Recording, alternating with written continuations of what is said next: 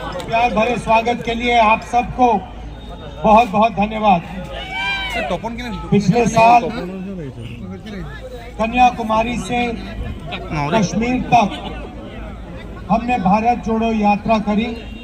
4000 kilometre Congress party और लाखों लोग एक साथ चले थे। बहुत भारत जोड़ो यात्रा का बहुत जबरदस्त इम्पैक्ट देश के पॉलिटिक्स पर पड़ा। लोगों ने हमसे कहा कि देखिए आपने कन्याकुमारी से कश्मीर तो यात्रा कर दी, अब हम असम में 8 दिन आपके साथ चलेंगे, आपकी जो समस्या है उनको समझेंगे और जनता के सामने, देश के सामने आपकी इश्यूज को हम रखेंगे। इसके बाद असम से अरुणाचल, अरुणाचल से बंगाल, ये यात्रा महाराष्ट्र तक जाएगी। तकरीबन 6000 किलोमीटर इस यात्रा का डिस्टेंस। इसमें हमने न्याय शब्द जोड़ दिया,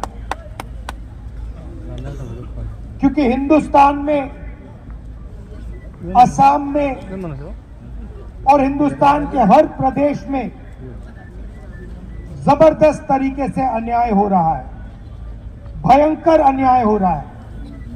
मणिपुर के बारे में आप जानते हो, पहली बार एक स्टेट में सिविल वॉर लागू है, स्टेट बटा हुआ है और महीने हो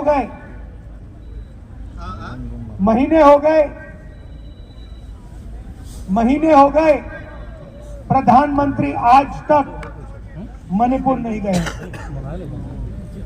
हिंसा को असम से बेहतर कोई नहीं समझता है।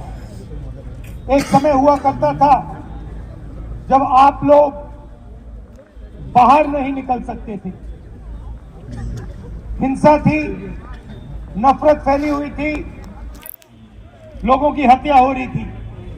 और याद रखिए कि कांग्रेस पार्टी खड़ी थी, कांग्रेस पार्टी ने हिंसा को खत्म किया और असम के लोगों को जोड़ा। और आज बीजेपी और आपके चीफ मिनिस्टर असम को बांटने का काम कर रहे हैं। आप जानते हो, मुझे कहने की जरूरत ही नहीं है कि शायद हिंदुस्तान का सबसे भ्रष्ट चीफ मिनिस्टर, सबसे करप्ट चीफ मिनिस्टर असम का चीफ मिनिस्टर है।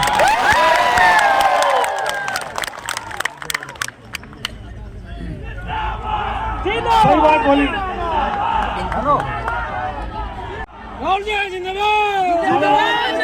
परिवार के सब मेंबर, चाहे बच्चे हो, वो स्वयं हो, उनकी बीवी हो,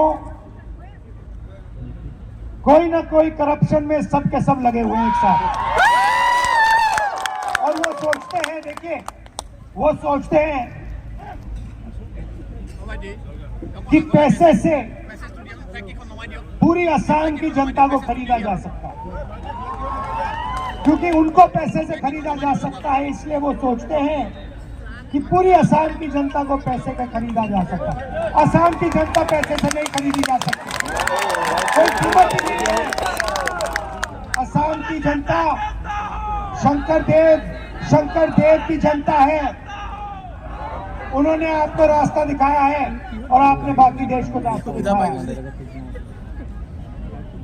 देश के युवाओं के सामने सबसे बड़ा मुद्दा बेरोजगारी है।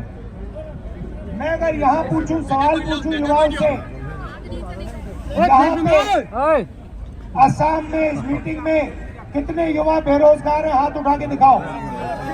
ये देख लो, जहां भी आप सवाल पूछोगे, हिंदुस्तान के किसी भी प्रदेश में पूछो, आपको 2-3 उद्योगपतियों के लिए सरकार चलाई जाती है, चाहे एयरपोर्ट्स हो, पोर्ट्स हो, कृषि हो, इंफ्रास्ट्रक्चर हो।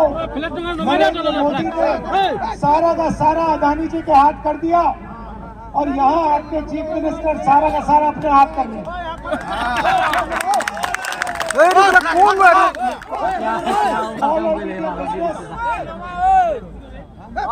रोजगार बनता है उसको जीएसटी और नोटबंदी से खत्म कर दिया। नतीजा है कि देश के सारे उद्योग एक के बाद एक बंद हो रहे हैं, पब्लिक सेक्टर खत्म हो रहा है और युवाओं को रोजगार नहीं मिल रहा है। ये युवाओं के खिलाफ अन्याय है।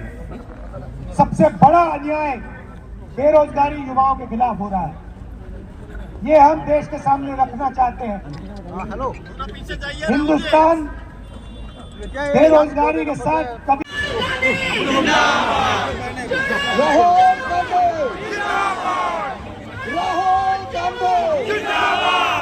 जुड़ो जुड़ो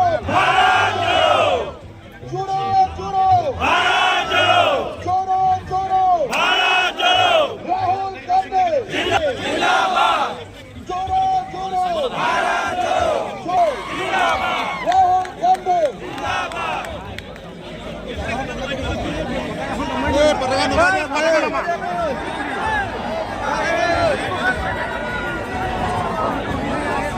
সৰ্বজন ৰাইজসকল, মই প্ৰথমতে আপোনালোকক আজিৰ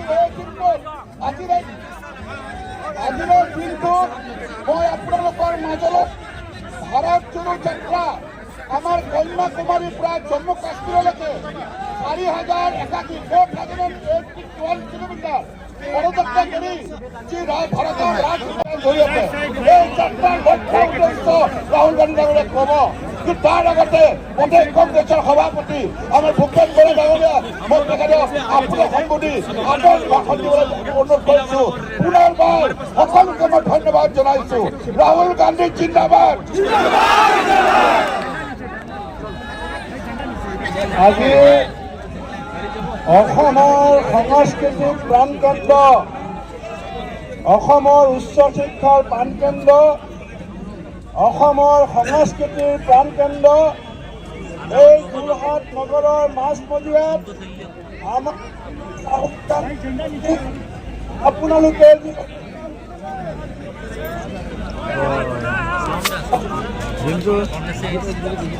অসমৰ যোৰহাটৰ মানুহে আজি গোটেই অসমৰ মানুহক যি বাৰ্তা দিছে, সেই বাৰ্তাই আহি থকা সময়ত অসমৰ ৰাজনীতিত অভূতপূৰ্ব প্ৰভাৱ পেলাব। আমাৰ নেতা ৰাহুল গান্ধী নিৰ্যাতিত, শোষিত, বঞ্চিত মানুহৰ এক শক্তিশালী কণ্ঠ। ৰাহুল গান্ধী ডাঙৰীয়াৰ ভাৰত জোড়ো ন্যায় যাত্ৰাত আমি অসমৰ বঞ্চিত, শোষিত, নিষ্পেষিত যিসকল খেতিয়ক, শ্ৰমিক, যুৱক, মহিলা আমি সকলোৰে হৈ আমাৰ নেতাক এক শক্তিশালী কণ্ঠ হিচাপে আমি দেশৰ সন্মুখত আগুৱাই দিছোঁ। আপোনালোকে যি সঁহাৰি দিছে, এই অসম কংগ্ৰেছে কেতিয়াও জীৱনত আমি পাহৰিব নোৱাৰো। আপোনালোকৰ প্ৰতি ধন্যবাদ জনাই মই মোৰ নেতা নমস্কাৰ। स्वागत के लिए